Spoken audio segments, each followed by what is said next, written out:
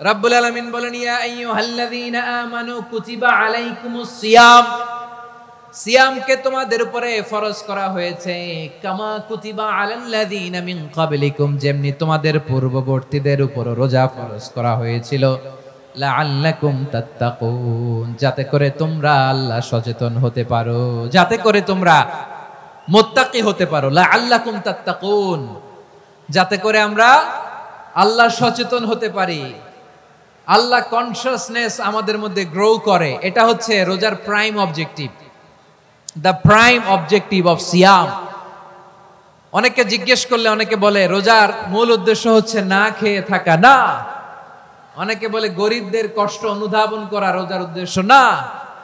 রোজার উদ্দেশ্য কি, সিয়াম পালনের উদ্দেশ্য কি, এটা আল্লাহ তাআলা স্পষ্ট এই আয়াতের পেছনে বলেছেন যে লাআল্লাকুম তাত্তাকুন, যাতে করে তোমরা আল্লাহ সচেতন হতে পারো, আল্লাহ ভীতি তোমাদের মধ্যে গ্রো করে, গড কনসিয়াসনেস, আল্লাহ কনসিয়াসনেস, আল্লাহ সচেতনতা যেন বাড়ে, দ্য সেন্স অফ অ্যাকাউন্টেবিলিটি, আল্লাহর সুপ্রিম কোর্টের কাঠগড়ায় এই দুনিয়াতে আমি যাই করলাম তার সবকিছু যে পাই টু পাই হিসাব দিতে হবে, এই sense, to enhance the sense that whatever we do Allah is watching me.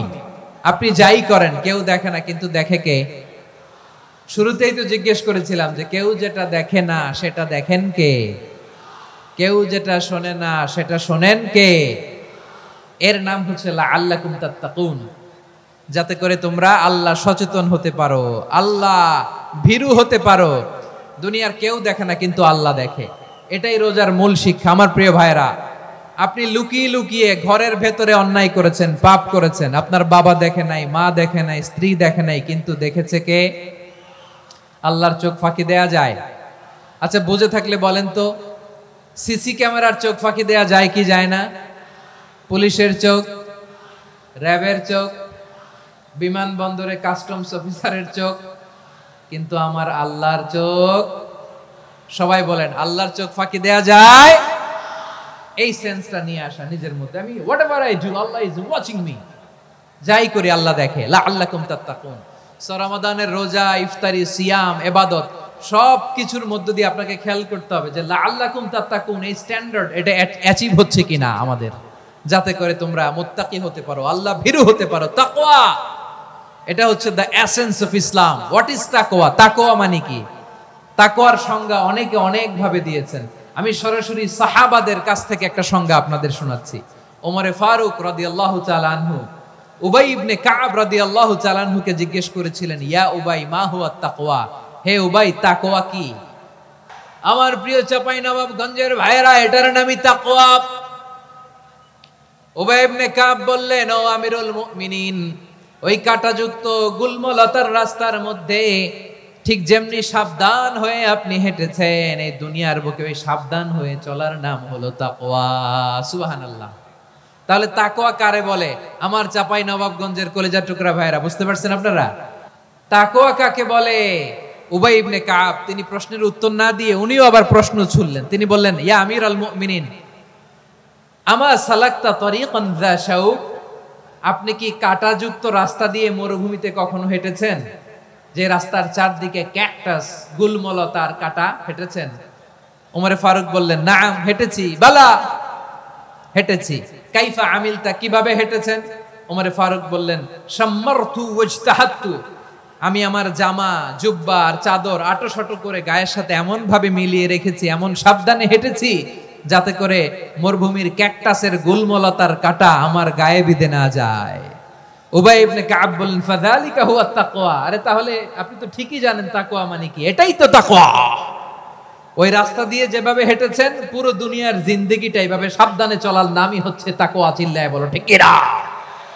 এই দুনিয়াতে পাপ পঙ্কিলতা থাকবে, শয়তানির হাতছানি থাকবে, অপরাধ প্রবণতা থাকবে, নফসের খায়েশ থাকবে, অন্যায়ের হাতছানি থাকবে, সব কিছুকে দলে মুচড়ে পেছনে ফেলে সাবধান হয়ে এই দুনিয়ার সিরাতুল মুস্তাকিমের পথে চলতে হবে। যেই রাস্তা শুরু হয়েছে দুনিয়াতে, শেষ হয়ে গিয়েছে আল্লাহর জান্নাতের ভেতরে। চিল্লায় বলেন ঠিক কিনা?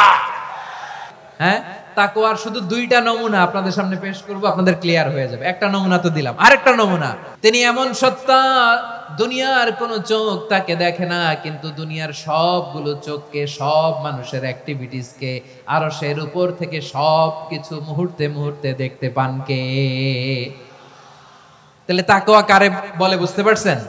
হ্যাঁ, দুনিয়াতে সাবধানে চলার নাম তাকওয়া। সেটাও ওমরে ফারুক রাদিয়াল্লাহু তাআলা আনহুর জীবনী থেকে। উনি ছিলেন ন্যায়পরায়ণ শাসক। রাত্রিবেলা প্রজাদের কি হাল হাকিকত, কি অবস্থা, ঘুরে ঘুরে প্যাট্রোলিং করতেন পুলিশের মতো। তো সারা রাত প্যাট্রোলিং করে সারা রাত তিনি ঘুরেছেন কার কি অবস্থা দেখে। শেষ রাতে তিনি ফিরে আসতেছেন। তিনি থাকতেন, সহিহ বুখারীতে এসেছে, কানা ইয়াসকুনু ফি আওয়ালিল মদিনা, মদিনার উঁচু এলাকায় থাকতেন। তো ফিরে আসার সময় উনি একটা প্রাচীর বেষ্টিত ঘরের পাশে দুইজন নারীর কথোপকথন শুনতে পেলেন। কয়জন নারী?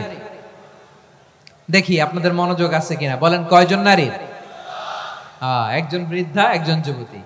উনি কান লাগিয়ে শুনতে পাচ্ছেন। বৃদ্ধা মা, ওমর ফারুক কাউকে দেখতে পাচ্ছেন না, শুনতে পাচ্ছেন। বৃদ্ধা মা তার যুবতী মেয়েকে বলে, এই তাড়াতাড়ি ওটের দুধ দহন করে ওটের দুধের সাথে পানি মিশাও, তাইলে কালকে বাজারে মদিনায় বেশি দামে বিক্রি করা যাবে, লাভ হবে অনেক। বৃদ্ধা মহিলা এটা বললেন। যুবতী মেয়ে উত্তরে বলে, মা আপনি জানেন না আমিরুল মুমিনিন খলিফাতুল মুসলিমিন ওমরে ফারুক দুধে পানি মিশানোকে দণ্ডনীয় অপরাধ বলে ঘোষণা দিয়েছে, জানেন না?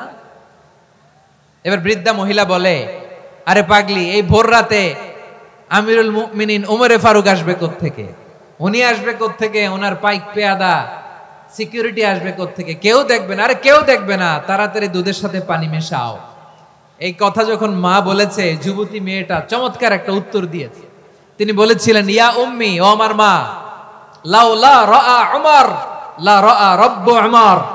ও আমার প্রিয়তমা মা, আপনি ঠিকই বলেছেন, গভীর রাতে ওটের দুধে পানি মিশালে ওমর দেখবে না, কিন্তু মা খেয়াল রাখবেন, ওমর যদি নাও দেখে, ওমরের রব কিন্তু দেখে। চিল্লায় বলেন ঠিক কিনা? দিস ইজ কল্ড তাকওয়া। লাউলা রাআ উমরু লা রাআ রব্বু উমর। ওমর দেখে না, কিন্তু ওমরের রব দেখে। চিল্লায় বলেন ঠিক কিনা? এজন্য রব্বুল আলামিন বলেন, লা তুদরিকুহুল আবসার ওয়া হুয়া ইউদরিকুল আবসার ওয়া হুয়াল লাতীফুল খাবীর। কেউ দেখে না, কিন্তু আল্লাহ দেখে। এই সেন্স, এই জবাবদিহিতার ভয়, দ্য সেন্স অফ অ্যাকাউন্টেবিলিটি, এই সেন্স নিজের মধ্যে গ্রো করার নাম হচ্ছে তাকওয়া। আর এই সিয়াম পালন করার প্রাইম অবজেক্টিভ অফ সিয়াম হচ্ছে লাআল্লাকুম তাত্তাকুন। আওয়াজ করে বলেন, লাআল্লাকুম তাত্তাকুন। আমার প্রিয় ভাইরা, এই আসন্ন রমাদান, এটা এমন এক বরকতের মাস, যে মাসে আমরা নিজেদের নাফসের উপর নিয়ন্ত্রণ প্রতিষ্ঠা করি। সারা বছর নাফস আমাদেরকে নিয়ন্ত্রণ করে, আর রমাদানে আমরা নাফসকে নিয়ন্ত্রণ করি। কথা বুঝতেছেন? সারা বছর নাফস আমাদেরকে নিয়ন্ত্রণ করে। এই যে এখন আমার খেতে মনে চাইলে যে খেজুর রাখা, আমি খেজুর খেতে পারবো। নাটস আছে, বাদাম খাইতে পারি। খাইতে মন চাইলে পানি, আমার রুহুটা চায়, আমার নাফসটা খেতে চায়, আমি খেতে পারি, পান করতে পারি। বিবাহিতরা দিনের বেলায় স্ত্রীর সাথে মেলামেশা করতে চাইলে করতে পারে, কিন্তু রমাদানে দিনের বেলায় খেতে মনে চায়, কিন্তু আমরা খাই। আমার প্রবৃত্তি খেতে চায়, কিন্তু প্রবৃত্তির কথা আমরা শুনি, কথা কয় না।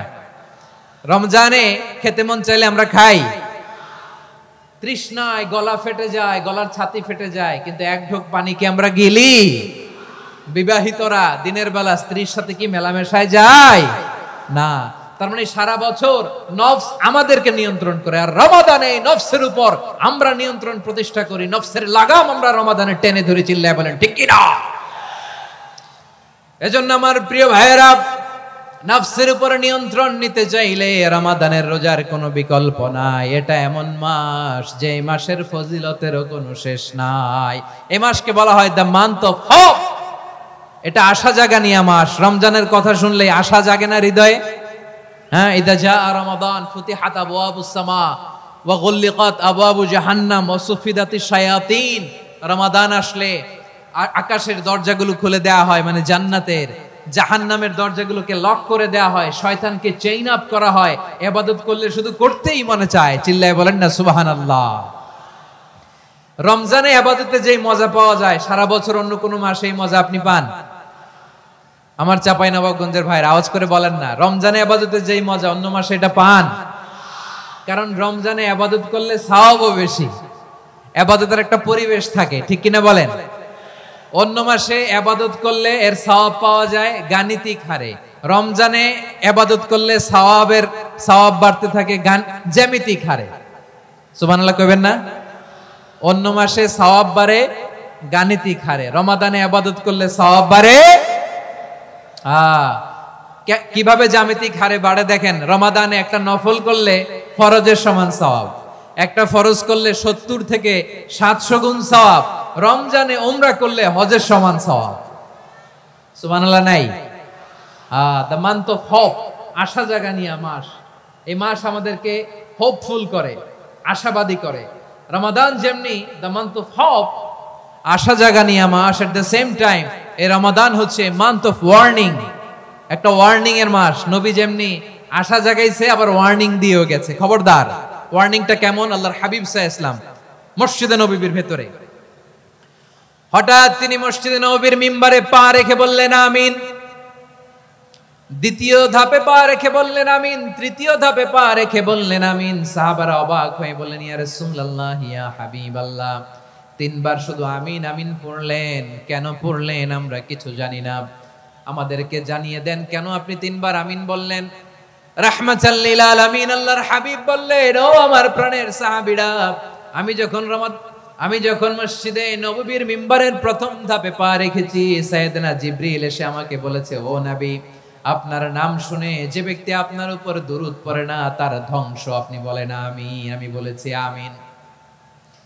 দ্বিতীয় ধাপে পা রাখার পর সাইয়েদনা জিবরিল বললেন, ইয়া রাসূলুল্লাহ, মাতা পিতাকে বার্ধক্য অবস্থায় পেয়ে তাদের সেবা করে, তাদের সাথে সদাচরণ করে যে সন্তান জান্নাত কামাতে পারলো না তার জন্য ধ্বংস। আপনি বলেন আমিন। আমি বলেছি আমিন। আবার মিম্বারের তৃতীয় ধাপে ঠিক যখনই আমি পা রাখলাম, সাইয়েদনা জিবরাইল বললেন, নবী, রমজান মাস পাওয়ার পরে এই মাসে ইবাদত করে যে ব্যক্তি নিজের গুনাহ মাফ করাতে পারলো না তার জন্য ধ্বংস। আপনি আওয়াজ করে পড়েন আমিন। কত বড় ধমক, কত বড় ওয়ার্নিং দেখছেন। যে রমাদান পেয়েছে কিন্তু রমাদানের ইবাদত করার মধ্য দিয়ে সে নিজেকে জাহান্নাম থেকে মুক্ত বানাতে পারলো না, তার উপর আল্লাহ লানত, তার জন্য ধ্বংস। সাইয়েদনা জিবরাইল বলেছেন আমিন, স্বয়ং বিশ্বনবীও বলেছেন আমিন। আওয়াজ করে পড়েন নাউযুবিল্লাহ। তাহলে রমজান আসবে আর আমরা নিজেদেরকে জাহান্নামীদের লিস্ট থেকে নাম কাটিয়ে জান্নাতীদের লিস্টে উঠাতে পারবো না। এর চেয়ে বড় হতভাগা কি আর কেউ থাকতে পারে? আওয়াজ করে বলেন। তাহলে রমাদানের এই রহমত, বরকত, মাগফিরাত, ফজিলত আমাদের কামাই করার দরকার আছে না নাই? আর মাত্র 7 দিন বাকি। আর মাত্র কয় দিন? এগুলো নিয়ে আমাদের কোনো আগ্রহ নাই। তোমাকেই খুঁজছে বাংলাদেশ, ক্লোজ আপ ওয়ান, আর মাত্র 7 দিন বাকি। টেলিভিশনে বিজ্ঞাপন আছে না নাই? রেফেল ড্র হবে লটারির, আর মাত্র 5 দিন, আছে না নাই? কিন্তু এমন এক বরকতময় মাস আসতেছে, আর মাত্র 7 দিন বাকি। আমাদের কোনো সেন্সই নাই, আমাদের মধ্যে কোনো অনুভূতি কাজ করে না। হায় রে দুর্ভাগা মুসলমান।